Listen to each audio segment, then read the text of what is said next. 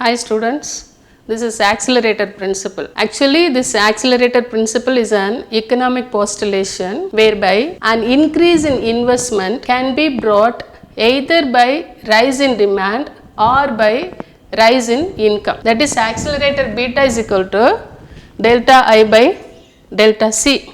That is, when income increases, what are the effects it brings into the economy? That's what we have studied in multiplier. In multiplier, what do we study?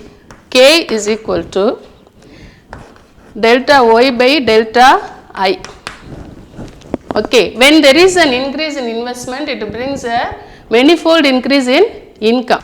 How we can calculate change in income? K into delta I.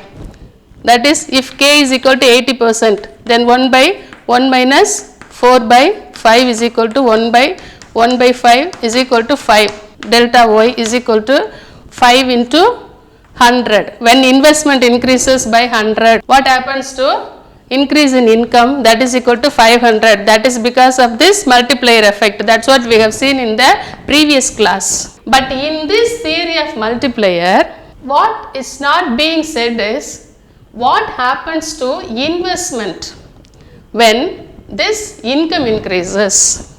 What happens to investment when income increases? That is not said in multiplier, but that is very clearly explained in accelerator. That is, when income increases, but here in this multiplier they assume that this change in investment will bring a stimulus change in consumption.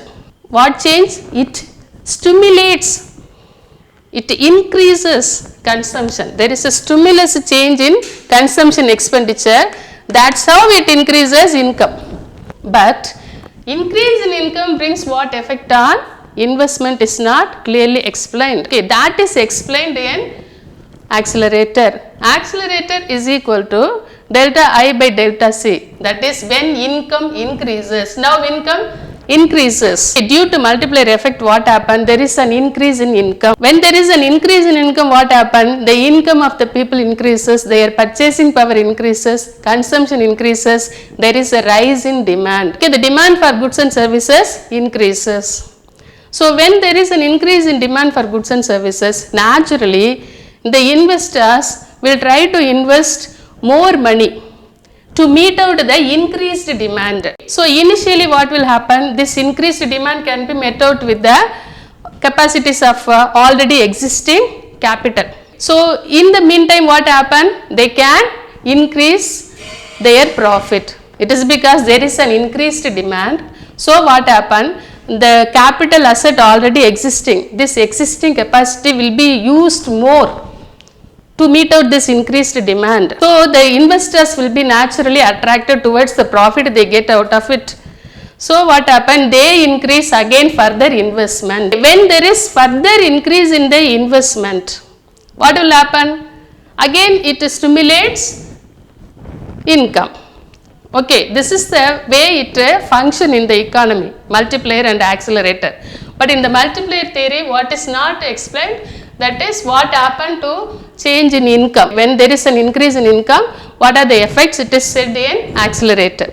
Accelerator is the numerical value of relation between increase in consumption to increase in investment. That is, a given increase in demand will increase investment automatically. That is what dealt in accelerator. The development of this acceleration principle was held by James Clerk in 1917. Then after that followed him Samuelson, Herrod and Hicks. They developed it, this acceleration principle. But Keynes has not touched this view at all. He has not given importance to accelerator effect. That is why we cannot find in Keynes model this acceleration principle. The accelerator coefficient. So it is a relation between induced investment when there is an initial increase in consumption takes place. We have seen already when income increases, consumption expenditure increases, that brings an increase in investment, isn't it? So what is the accelerator coefficient? That is delta I by delta C, that is induced investment.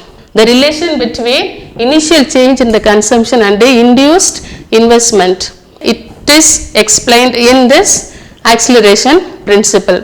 For example, if consumption increases by 50 crores, then investment will increase by 100 crores. Then this will bring an increase in 100 crores. Accelerator is 2. So we will see the assumptions of accelerator principle. That is, we assume that there is absence in consumer goods industry. Okay, absence of capacity in consumer goods industry. And then there is a constant capital output ratio. This is very important.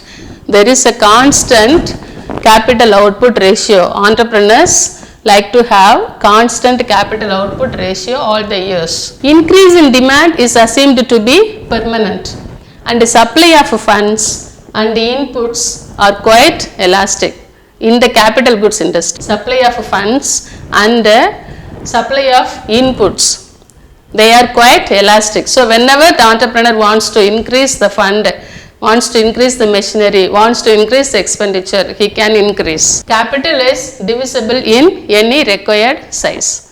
So either capital can be given for machinery or for purchase of raw materials. So based on this principle, accelerator principle can be explained. Based on these assumptions, accelerator principle can be explained. Now we will go to this diagrammatic explanation. Before we go to diagrammatic illustration, we will see how does this acceleration principle operates. There are 1000 consumer goods are demanded at a time. These consumer goods can be produced by using 100 machines. The lifetime of this machine is 10 years. So to bring out output of 1000, 100 machines are needed, and then lifetime is 10. In order to maintain this constant output, every year 10 more machines are needed. So this is called a replacement demand. These 10 machines are called a replacement demand. But when there is an increase in demand for consumer goods by 10%, there is an increase in demand by 10%. So 10% of 1000 is what? 100. So how many consumer goods are now needed? 1100. So for that, to meet out this increased demand, 10 more machines are needed. So totally how many machines are needed? 20 machines are needed. What is the increase in demand? 10%. Then this has brought a 100% in investment expenditure. It has increased 100% in investment expenditure.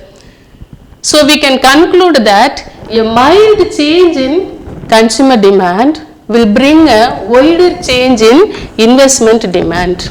Here at x-axis income is measured, and on y-axis saving and investment is measured. So this is the saving curve. SS is the saving curve.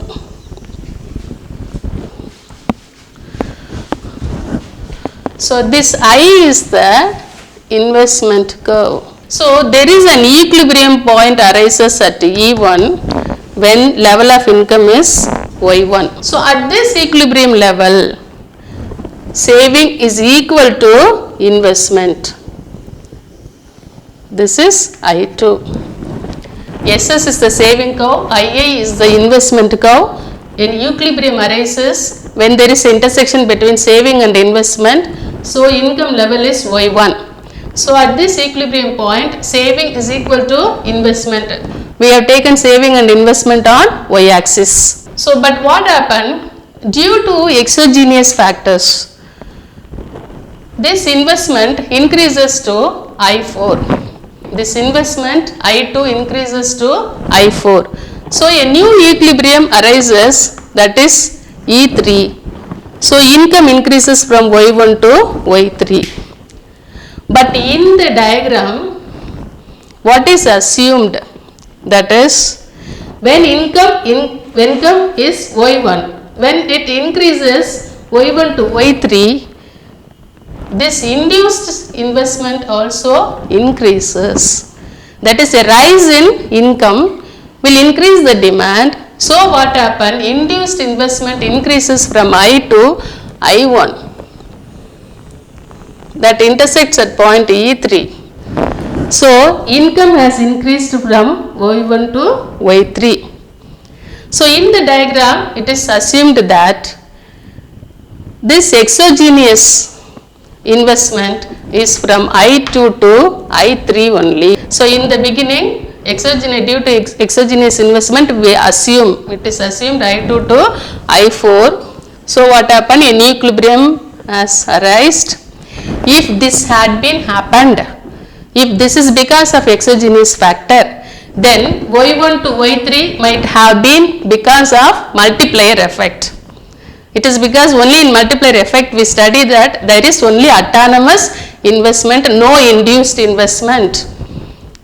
But in this accelerator only we study that when there is rise in demand, there is induced investment. So what happened? Increase in income from Y1 to Y2 is due to multiplier effect, and Y2 to Y3 is due to accelerator effect. So at this equilibrium points, this is E2. At this equilibrium points, saving is equal to investment. Limitations of acceleration principle.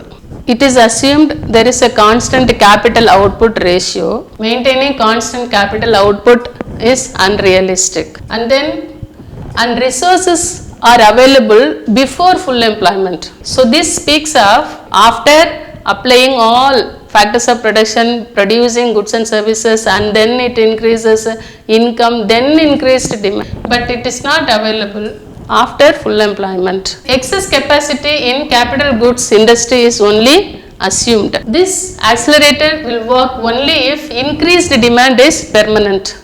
But you cannot expect when the income increases, people spend for consumption something. It has to be permanent. It should not split over to somewhere else. Credit also should be available for the investors to get credit and increase the investment at once. That is, when there is an increase in demand, investors are attracted towards the profit. So they want to increase the investment. To increase the investment expenditure, credit also should be available. If credit is not easily available, this accelerator principle will not work. And then if there is unused and excess capacity in consumer goods industry, then also accelerator will not work. So now we will see super multiplier. Super multiplier is greater than simple multiplier. In simple multiplier, it is assumed only autonomous investment can be made and there is no induced investment. But in super multiplier, induced investment. Super multiplier is nothing but the combination between multiplier and accelerator. Both this multiplier and accelerator are combined together and brings some effect in the economy. That's what explained by Hicks. Super multiplier has been explained by Hicks. So he has given the name super multiplier for the combined effect of multiplier and accelerator. In order to measure the effect of initial investment on total income, Hicks has mathematically worked out the combined effect of multiplier and accelerator. Then that is called super multiplier. Okay. So here he has combined this induced consumption as well as induced investment. Leverage effect. So Y is equal to C plus IA plus I. Y is equal to C plus IA plus IP. This is called leverage effect. That is the combined effect of multiplier and accelerator. They both will bring and change in the income. Income will definitely increase. Due to what effect? due to multiplier as well as accelerator effect. That's what Higgs has worked out mathematically. He has combined both the multiplier and a accelerator. When these both have been combined, it brings a leverage effect. So income is equal to, this is called, Y is aggregate income. Y is what income? Aggregate income, final income is equal to consumption plus autonomous investment. IA is what? Autonomous investment plus IP is private investment. All these three will bring an effect in income. That is, income will definitely increase, but either it will increase in a increasing proportion or in decreasing proportion. Increase in income may be higher or lower. That's why it says leverage effect will bring a income propagation, okay, due to this combined effect. That's all, students. Thank you.